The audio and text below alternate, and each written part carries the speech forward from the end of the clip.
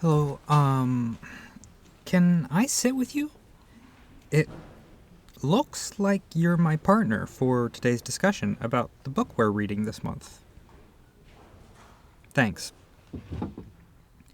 So, are you new in the book club? I don't remember seeing you around. I see.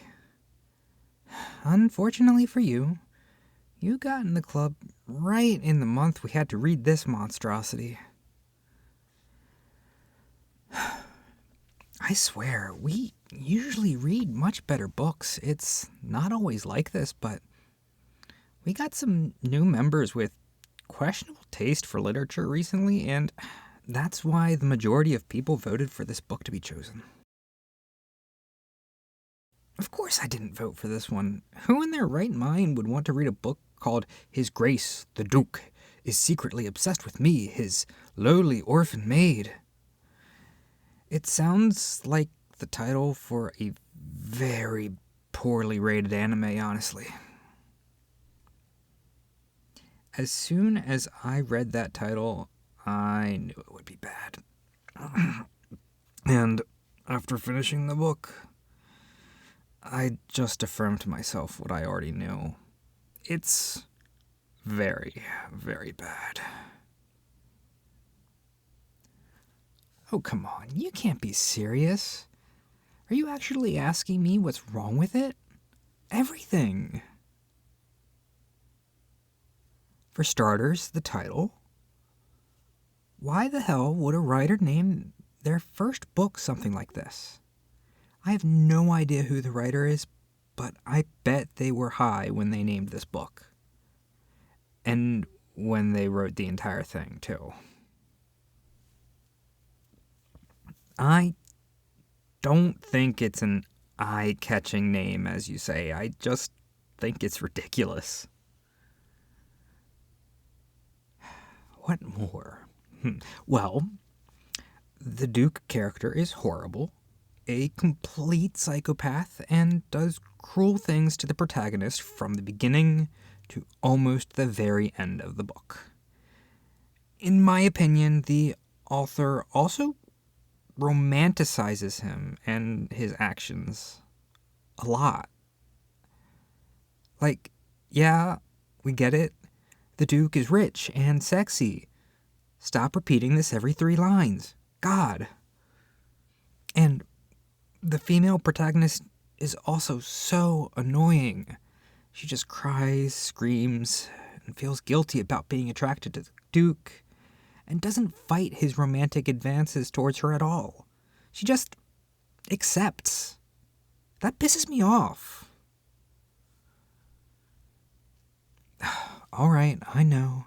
She's in a complicated situation with the Duke being so much more socially and physically powerful than her. But honestly, she could have kicked him in the nuts at least once. Everyone knows that he wouldn't have done anything too bad to her since he loves her so much and all that. Also, speaking of love, the protagonist ends up falling for him at the end of the book. After all he did to her, what's up with this end?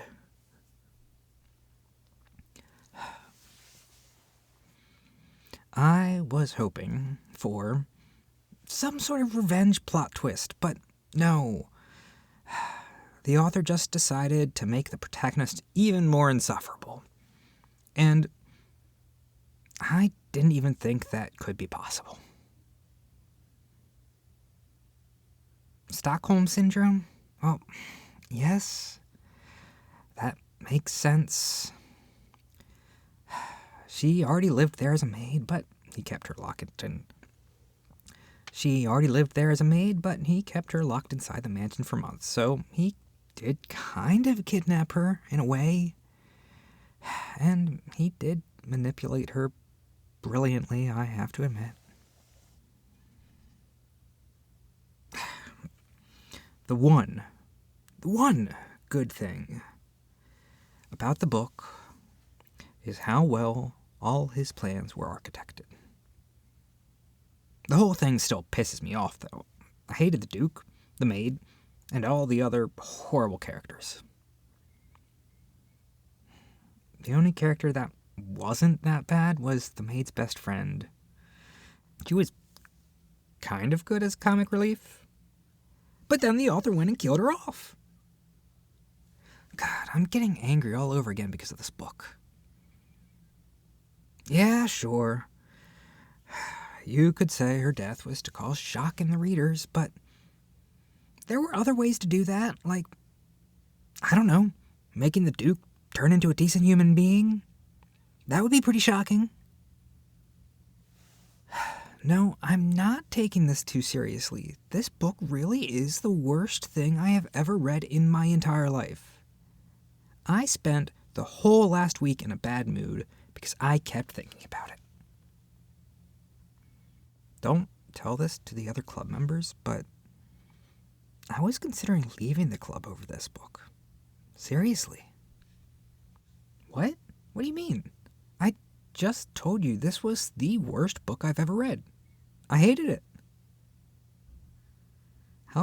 How could you say that it looks like I had fun reading it? I absolutely did not. Well, no, it wasn't boring. How could it be with so many things happening at the same time? At some point I thought I was going to go crazy trying to connect the dots. Yeah, I did keep thinking about the book even after I finished it. I think because it made me mad and frustrated like no other book made me in years.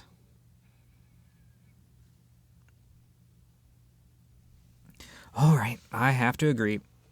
It's better reading something that makes you angry than something that doesn't make you feel anything at all.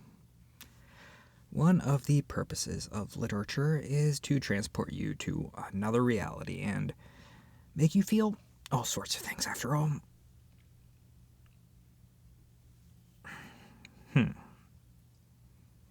I see what you mean, but you seem very eager to defend this book, and the author.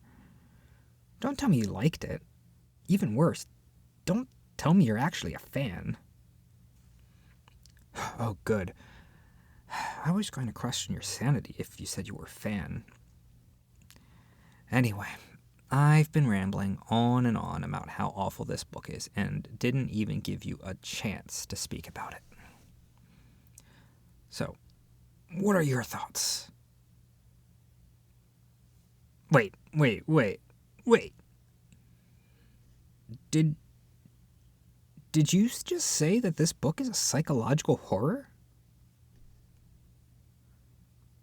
No, it's not. It's a romance. I mean, at least I got it in the romance section of the bookstore. All right. Where in the book does it say that it's a psychological horror? I didn't see that. Yeah, of course. Show me. Someone here is wrong. You or me in that stupid bookstore, and I want to know who it is. Okay, let me read it.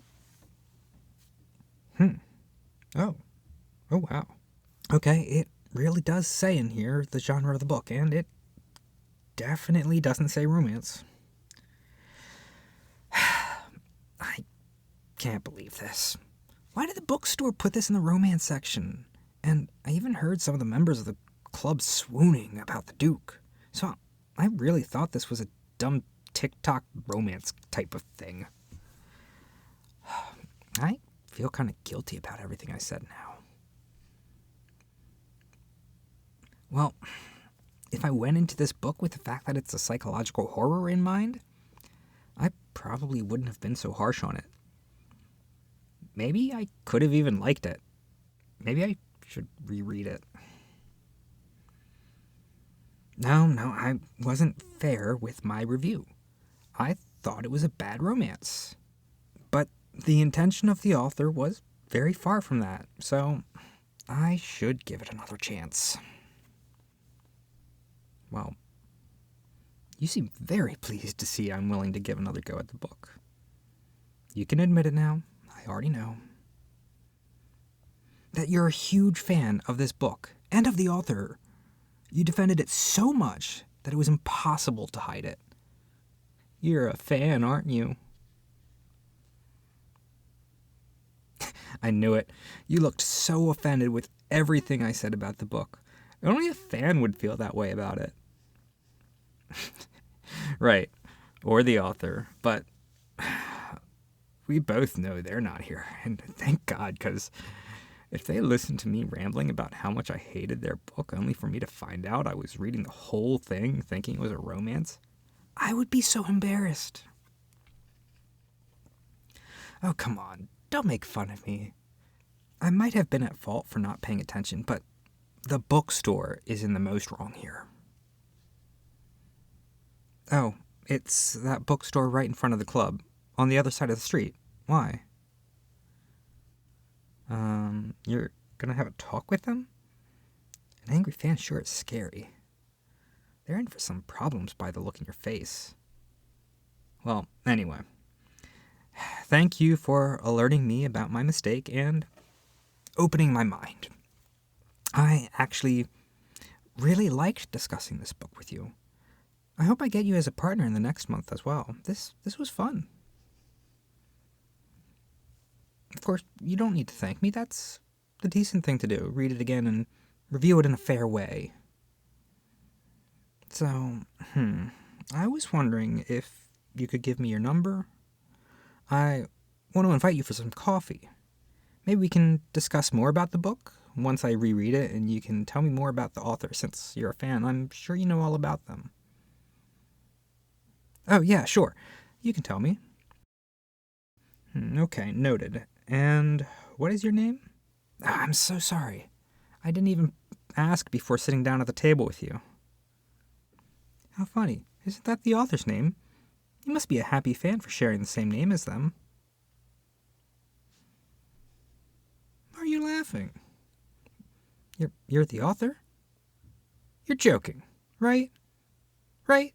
Please tell me you are. Okay, I think I have to go now.